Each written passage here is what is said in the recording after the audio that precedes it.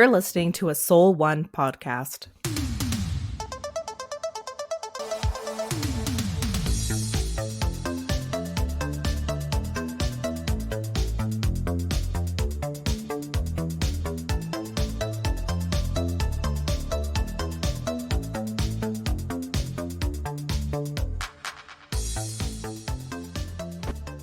So I recently told someone I actually like talking about the weather. It's often used as a, oh, you have nothing better to talk about but the weather. I find the weather really interesting. And that person told me, oh, did you know there's a movie about weather that's Coming out in out? the theaters right now? Yeah. Yeah. And I said, there is? And I didn't realize that they were talking about Pressure, which was a movie I was planning on seeing anyway. But yeah, it Oh my was gosh, kind of a Mike. funny moment. Now, as you're chatting, I'm like, yeah, of course. I was gonna be like the movie about Dunkirk or D-Day, but D-Day. about weather. Mm-hmm. Not realizing that pressure because it's in the Google Doc. I did not put two and two together. I'm like, pressure, Yeah. what a weird movie. But it's okay. I did the same thing, and yet I Yeah. saw the movie and went, wait, what movie's about weather? Didn't I just The see thing that is the movie is about weather. Like, it's not one? Yeah, it is. it's not as though it's about anything else. It's about the weather.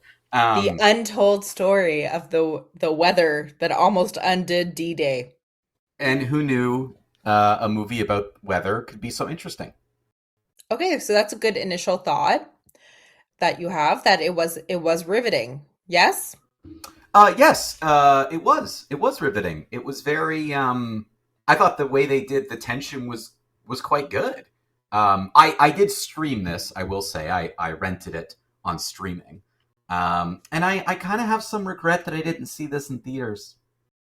I have a little Feels like a regret there. real dad movie. I thought that it was just in theaters, so it didn't have a very long run, did It it? it really didn't. I don't know. I didn't really do my research to how it did at the box office, that kind of thing. But it's only in Ottawa. It's only now showing in one theater that's a little further away. It's kind of left the other theaters, but it went to demand almost immediately, as a lot of movies do.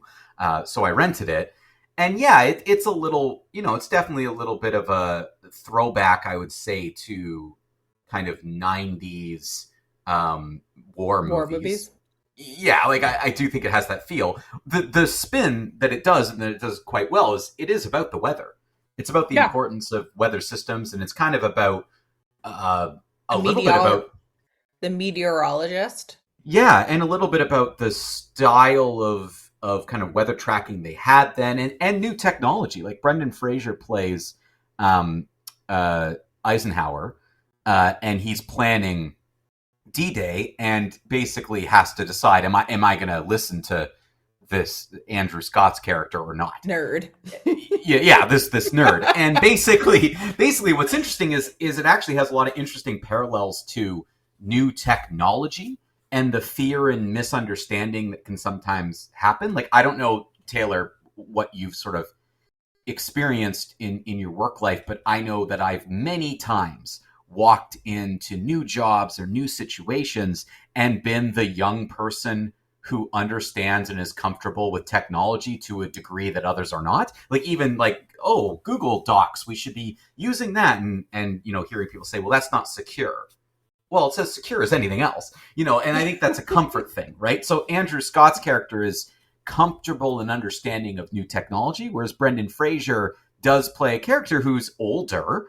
Not that that matters. I'm not trying to be ageist here. Your age doesn't have to necessarily matter, but often there's generational gaps between level of technology interest and technology comfort, like how comfortable you are. And I'm sure like it's not having seen the movie, but I'm assuming it's kind of like he's a military man. Like, give Yeah, me the facts. Like, you know what I give me mean? the Like, facts, and also understand how important this battle is, and that you telling me not to do it, or telling me to change days or whatever, like, could impact the entire world. So there's all this pressure that's there, pardon the pun, beyond just the weather pressure. That's kind of the point of the movie, is that these characters have a lot on their plates. And I think what the movie does so well is you see the emotional weight on both the main two characters. You see them wear it. You see them dealing with it. You see that this is not just, oh, do I hit reply to this email now or later? This is going to work and having the world on your shoulders.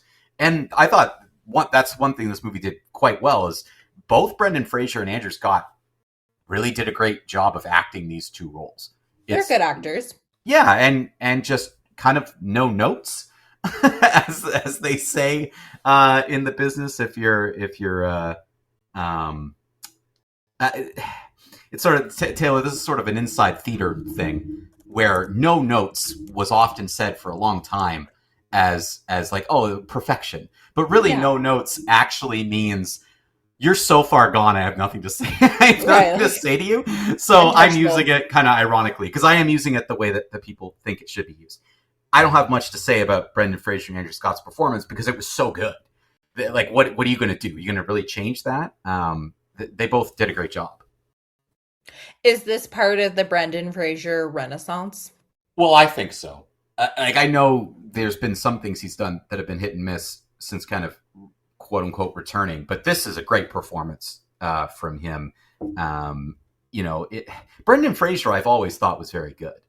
I don't know why he kind of disappeared and why he wasn't around for a bit, but regardless of the the movies themselves being silly and ridiculous, he was great in George of the Jungle and the Mummy movies. Like he was fantastic in those roles. So do you actually want to know why he disappeared? Because it's like public record now. Oh, is it public? Yeah. Oh, I don't know any of this. I don't know. I have no idea. I don't know the exact year, but like in the 2000s, he suffered a series of injuries because he used to do his own stunts. Yes. And then at the same time, he came out and said that he was sexually harassed, or like what's the word I'm looking for? Not abuse, but like crime, like someone like assaulted. So sorry, I don't know why I couldn't think of that word. He was sexually assaulted by someone high up in Hollywood. I can't remember the exact role. And so he was already he was having physical and mental health problems, and then he was essentially blacklisted because he came out that he was sexually assaulted. Right. Again, disgusting human beings ruin everything. I don't understand, and I will thumb my nose up to people in this moment and say, I don't understand why the rest of y'all let this happen for so long and didn't do anything about it. Like I can't think for 1 second of a scenario where if I was in a position of any sort of authority and told that this kind of stuff happened, that I would shove it under the rug. I'm sorry, there's no version of me that would do that. Not at 19, not at 26, not at, how old am I? How old am I now? 39? You're going to out yourself? Yeah, am I 39? I can't remember. I'm around that age where, right, like it's just disgusting people ruining, like Brendan Fraser in the 90s and early 2000s was a fantastic actor and one of those performers that I just feel brings joy in not only the films that he played, but his performances. You sort of radiates joy and charisma. And allegedly is an all-around nice guy. Like even like his public persona, apparently he is just a stunning human being. And you just idiotic people, disgusting people, and dumb people ruining other people's lives. Absolutely ridiculous. So one thing I will say is I'm really glad he's back. I'm glad he was able to move past. I mean, the injury stuff I kind of get. Like he did do his own stunts, probably, hurt the body as well. I'm sure that played a big toll on how he was physically feeling every day. So I'm glad he's back and that he's doing all these great things, because so far I think he's hitting on some really good movies, and I hope to keep seeing him perform. Because to answer your question, I think this is exactly part of his renaissance, because his performance was really good, very, very solid. Great in the role. Great cast, though. I mean, lots of great supporting people around him, and I think that helps with it. a couple character actors who you might not recognize their names, but if you saw their face, you'd be like, oh yeah, that person who's been in a bunch of stuff. But yeah, he did a really great job in this movie. I'm looking forward to. I haven't got around to seeing it yet. It's actually a release from last year. Rental Family with Yeah, him in I've it. heard good things about that. I've heard it's like heartfelt comedy, Yeah, really good, and he's very good in it. I mean, I saw. I eventually saw The Whale. That was him. yeah. He won the And Oscar for that. he won the Oscar for that, and that was very good. And he was very good in this. I don't think I've seen him though in anything else I'm looking forward to aside the from those two Mummy movies. The sequel. Mummy, yeah, they're going to do another Mummy movie, which makes sense. Uh, rebooting everything, might as well try Yeah. that. Is Rachel Weisz going to return? Allegedly, Okay, because she didn't do the third one. no. And I didn't even bother seeing the third one. It No. is. I'm under the impression that all of the original cast is returning. Okay, so it'll be Even a true sequel. the actor who plays Rachel Weisz's brother. Oh, really? Yeah. Haven't But seen him for a while. maybe I'm talking out of my butt right now. But You I'm know- under the impression that they're all a part of the reboot. But now I'm on the Wikipedia page as we're talking, and it isn't listing. It's not listing it as in production. So now I feel like I am talking out of my butt, but This is definitely happening. I've heard about it too, that they were going to return. Okay, Brendan, again, AI overview, so forgive me. I still haven't turned it off on my laptop because the only time I use my laptop is when we record, Mike, and then I forget. And it's AI Central. And it's AI Central, so my apologies. The Universal Pictures is officially bringing back the original cast for a fourth installment. And allegedly a YouTube video says that the film is going to ignore the Tomb of the Dragon. Just gonna skip that one. Okay. And Brandon Fraser and Rachel Weisz are back. John Hannah is also confirmed as Jonathan, and it's slated to be released in October of 2027. So okay, so I didn't dream that. That is real. Okay. That is real so it's life. Next year. That's why it's not in production yet. They probably start filming in the fall. Right. A year out or so. Yeah. Back to Pressure. Obviously, I just want to talk about Brendan Fraser and the Mummy because those are my interests. But the movie itself, you're saying it's a great cast. Everyone does, no notes. Everyone's giving a very good performance. Is this sort of Oscar baity or just like literal like classic 90s dad war movie? It's good, it's serviceable, it's enjoyable, but it's also maybe a little bit forgettable. If this movie had come out in November, I would say it's going to get some Oscar nominations. Okay. I do think it's better than just what you're talking about, like a summer popcorn afternoon movie. Like, I know exactly the type of movie you're describing. It would be the kind of thing, throw it on the Saturday, Sunday afternoon war movie kind of thing. No, I think it's better than that. Specifically, I would be saying the two performances. Now, again, that's probably not going to happen, but again, a World War II drama. I'm a little surprised by the summer release because there's kind of weird. Action. It feels more of a fall movie. It is, and it feels like a fall movie. It's action based, yes. There's definitely war sequences. There's definitely action in it, but the true drama of this movie and the true like thriller kind of action elements come from the discussions and the way they are trying to sort through this problem. When do we actually hold this battle and what happens?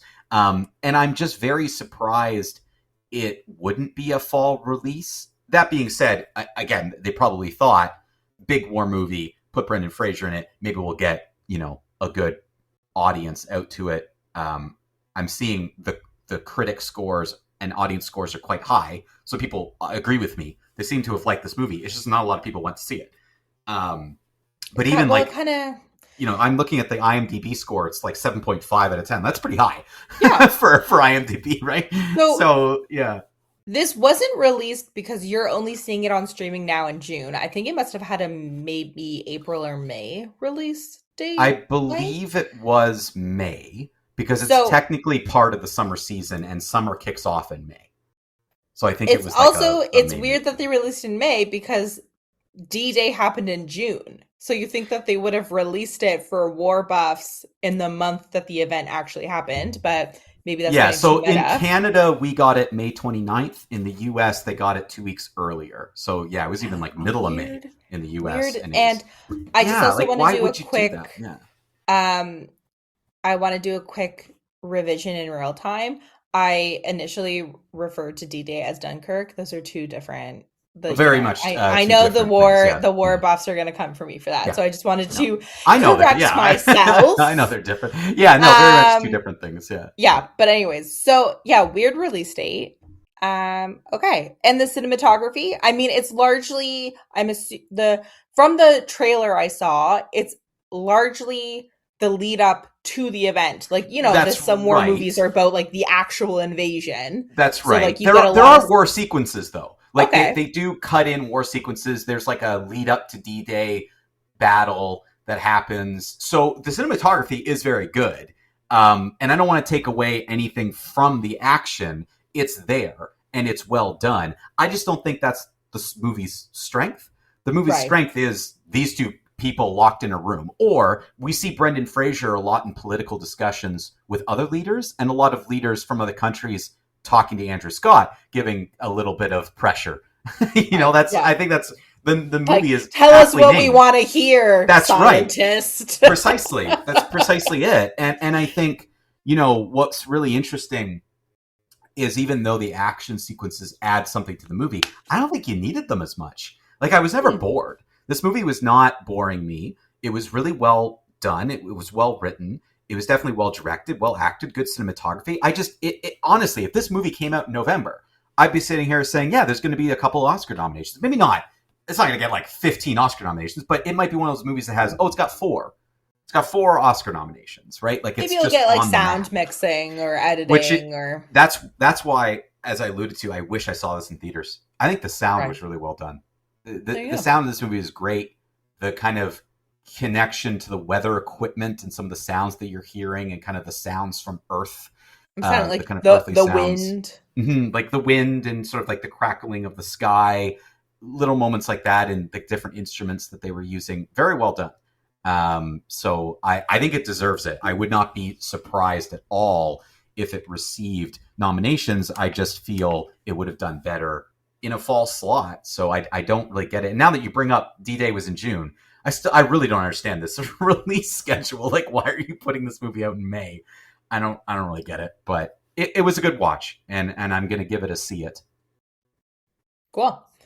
So I also streamed mine. Didn't rent it, but I streamed it. Hoppers, Mike. Are you And aware that of this is one? not Avatar, according to the the, preview. the They make fun trailer. of themselves in the Yeah. trailer. They're like, "Oh, like Avatar? No, this is nothing like Nothing Avatar." like Avatar. I don't remember Avatar enough to really get the joke. Is so the premise. I've only seen Avatar once, and it was against my will. I had to watch it because I was TAing a film course, and I had vowed that I would never watch Avatar because it's just Pocahontas. And then I was forced to watch it because you have to like watch Mm, with the movies that the kids are watching, the young adults, I should say. yeah, And they like have a technology to like put their bodies in the alien race. Correct? Like, is that's the joke? that's exactly it. Yes, Yeah. Okay. they have the ability. It's not an actual alien, but basically an avatar. They have the ability to transfer their consciousness into an avatar that looks exactly like the aliens in order to blend Right. in, communicate, and eventually, and I think if I remember correctly, they always knew their avatars. Like the whatever they're called, the avatar The people. the Navari or something. Navari. The They something like they that. understand that they're different, and they know and can see something visually about them, but it's just they accept them more because they look alike. Right. So Not yeah, it is very also, much aren't they like a yeah. lot bigger than humans? Isn't that part of the thing? Like they're a lot They're taller than taller, I us. think. Yeah, they're like a lot taller and skinnier, and sort of like a Anyways, lankier okay. thing. Yeah. So if you if you've seen Avatar to understand that basic premise, that's kind of where the similarities end. So essentially, this this movie, the setup is this young girl. She's 19. She's an undergrad. She grew up more or less with her grandma, and her grandma lived in sort of a rural area, and like behind the house is like I think they call it like a glen, but essentially it's like there's a beaver dam, lots of nature. It's like a nature thing in the backyard. And fast forward, she's 19 now, and the city has expanded and they want to demolish the glen in order to build a freeway, like an overpass bridge. And she's very passionate about that area, and she's very passionate about animals. And so she like goes to her, I don't know, like biology teacher, I guess. And it's like, we gotta save the beavers or whatever. And I'm not giving anything away because it's in the trailer, but essentially Yeah.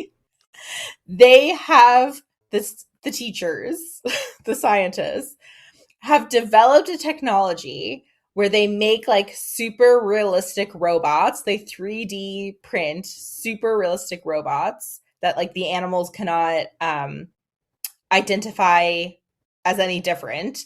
And like humans also, like to humans, they look like animals. And that they're able to transfer the consciousness of a human into the robot to infiltrate animal communities. So they're infiltrating the animal communities with what purpose? Like they're So what the are they trying to scientists do? were doing it because they wanted to be able to like study animals and just like animal behavior, and they weren't able to they were never able to get close enough to get like realistic animal behavior. Essentially, animals always know we're watching them or taking pictures of them or whatever, so they weren't Right. getting like Right. authentic animal behavior. So she's like, perfect, I'm gonna go into, the scientist told her she needs to get a beaver because they're a capstone or a keystone animal species. And if you bring that species back to the glen, then, they'll build a dam and all the other animals will come back, and then they can't build the overpass. So, so But this but is they're like, animated, right? Like this is this an is an animated movie. This is movie. a Okay, children's it's a movie. little complex. I'm trying to follow It along. This is is. a little It complex. is Yeah. complex. I'm like, why does this have to be robots? Why couldn't it just be like Yeah. a magic spell? Like the robot Right. thing makes it more complicated than it And needs does to kind of be. make it very much like Avatar. Like it's very Right. And they make the joke, Avatar. but like Yeah. the difference being, in Avatar it's about like natural resources and stuff. And in this movie they're trying to preserve, but I think in Avatar aren't they trying to mine the resources? But anyways, They're trying to mine the resources, but I think they do want to remove the Navi or what have you. Like they are native very much species to them. they are trying to very much move them. Because they're not animals, they're like human. I haven't seen humanoid. Avatar since it came out. I know. So I can't believe that. What's his first name? James Cameron. I can't believe James Cameron, like he's like, this is my life's work, is making these weird Avatar movies. Yeah, I've just never been as keen on them. I know. I don't think the sequels have done as well as the original. But anyways, okay. So that's the basic sheet. So let me just real quick. Mabel is able to put her consciousness into the beaver robot. The scientists are like, you cannot do that, Mabel. This is a horrible idea. The animals can't know that you're human, of course, because, there has to be some sort of portrayal element to the movie. But essentially, she infiltrates the animals, and they're like, the scientists are like, you can't interfere with the natural order of animals. And of course, Mabel is, she interferes and chaos ensues. I was like, I thought the robot stuff, I'm like, I don't really see why this has to be a robot. Like I said earlier, Mike, I'm like, couldn't this just be, it's just a children's movie. So like, can't we just say like a magic spell happens? But the robot piece is important for the second half of the movie. Okay. So you got to stick with if you can stick with the robot technology, it makes sense why they chose robots in the second half of the movie. Okay. So I really enjoyed this movie. It was weird because of the robot beaver situation. But I quite enjoyed this movie. It is a children's movie I'd actually describe it maybe closer to as a family movie. This movie would be too scary to show George. Like, this is rated PG. And you know, Mike, there's some PG movies you can kind of get away with watching with younger kids. There Yeah. are some scary moments in this movie. And I think also, you know, the sci-fi robot technology element would be harder for younger kids to follow. So Yeah, it seems a little like convoluted. Like it's just a yes, little it's much. for Yeah. older. So Dan has a buddy. His daughters are, I think, like 8 or 9, and then like 12. That's like the if you're gonna take kids to watch this movie or show this to kids, that's the sweet spot, I think, where they're gonna, you know, they're gonna be able to follow the movie. They won't be scared by some of the elements and stuff. So Right. you know, middle schoolers, I would say. I love the animation. This is a Pixar movie, and I'm not always too keen on modern animation. I thought when Pixar started making those movies, it was a travesty to 2D animation. But this movie, a lot like oh, what's that one? I think it was a Disney movie. Seeing Red, I think is what it was called, Oh where she turned yes. into Yeah. a giant red panda. Yeah. Loved the animation in that one, and I loved the animation on this one. The character designs were so cute, and I just felt like it was stylized just enough that it was really interesting to watch, coherent. You know, the animation across the board was very well done, emotive. I liked it a lot. So I thought the movie looked really good. The voice acting was quite good. Piper Curda, who I'm not familiar with, she voiced Mabel. Okay. Bobby Moynihan from is, SNL. Yeah. yes, he voices the King Beaver, King George. He's the mammal king.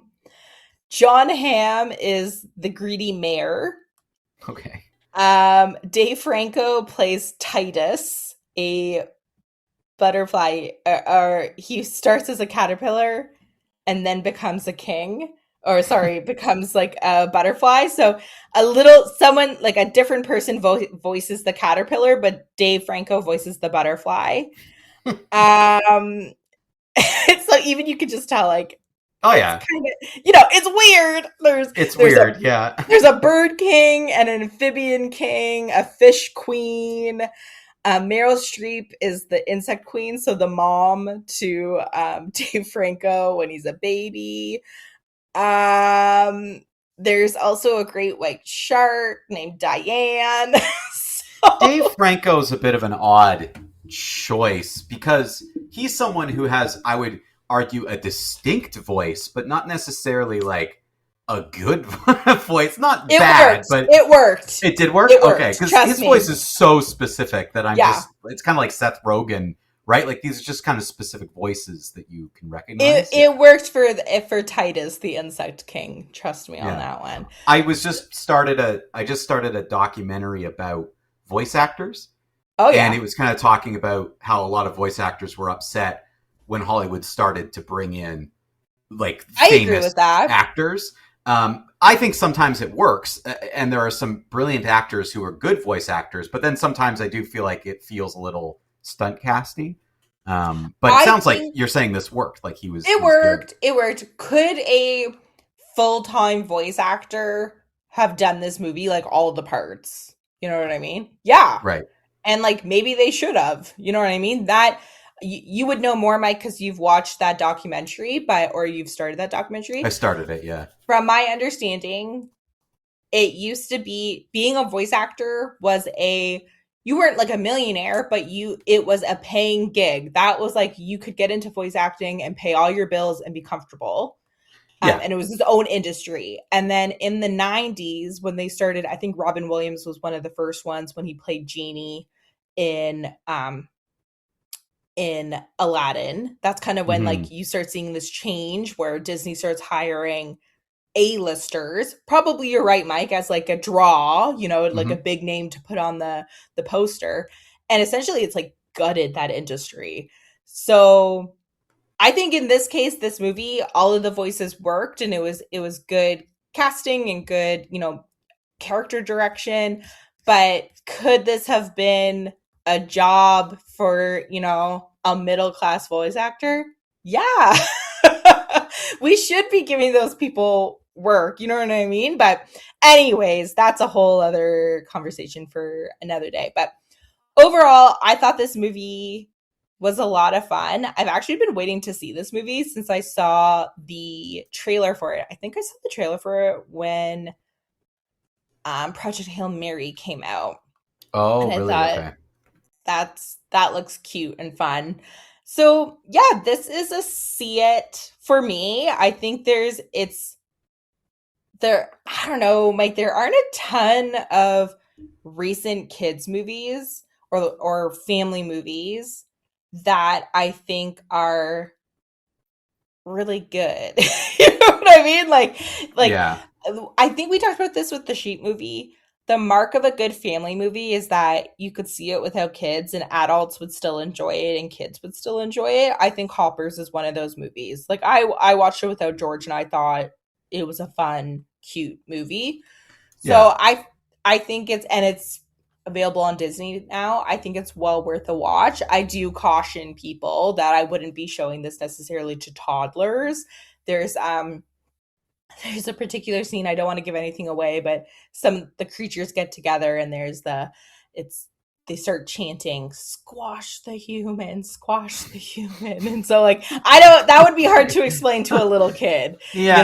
Like it gets a little dark Right. at one point. Okay. But yeah, so it was an enjoyable experience. It's a see it for me. I think it will probably be nominated. Well, it's hard to say because it's so early in the year still. This movie was released in March in the US. But I wouldn't be surprised if this is nominated for Best Animated Picture. But again, it's very early. But I haven't heard of any big flashy kids movies aside from Toy Story 5. Yeah, Toy Story 5, in a couple weeks, which will definitely get nominated. Yeah. Even if it's not good. Yeah. Oh, yeah. I'm trying to think. Oh, and the new Minions movie is coming out in the summer that I want to see. And apparently my dad wants to see it too. And he said, do you think I can watch it with the boys? And I'm like, I don't know. It's like Minions versus monsters. Oh, yeah. And George is a bit of a scaredy cat. So I think even though the monsters look cute, I think I don't think might scare him a little bit. But yeah. we will see on that one. Yeah, there you go. Not much to say. You know when you watch a good movie, Mike, and you're just like, yeah, it was good. It was enjoyable. See it. Yeah. You just enjoy it, and that's perfectly fine. Yeah. Well, there you go. That's 2 see-its. That's rare for this year or any year, but there you go. We got 2 movies that are definitely worth watching. Thank you, everybody, for listening this week. I think next week, Taylor, in the run of this episode, I will give everyone an update on my reviewing experience for the plays that I went and reviewed. Oh, yes. I'm going to talk a little bit about that. So a little tease for that next week. I think that episode is out long enough in advance that I can say what I really feel without getting in trouble. Thank you, everybody. Yeah, maybe it's still maybe be hired next year to do reviews. Is that? No, we'll see. All right. Well, thanks again, everybody, and you'll hear from us next week. Go see some movies. Thank you for listening to You Had Me at Skip It, a Soul One Arts Inc. podcast. This podcast is produced by Mike Shepard and Austin Spinner Summer. It is a project of Soul One Arts Inc. To learn more about Soul One and all the great work that Soul One is doing in the arts community, especially in film, theater, and other performing arts, visit soul1arts.ca. You can contribute to this podcast by visiting soul1arts.ca and going to the podcast tab. You'll find all the information on You Had Me at Skip It and how you can get your questions read on air each week. Thank you again for listening.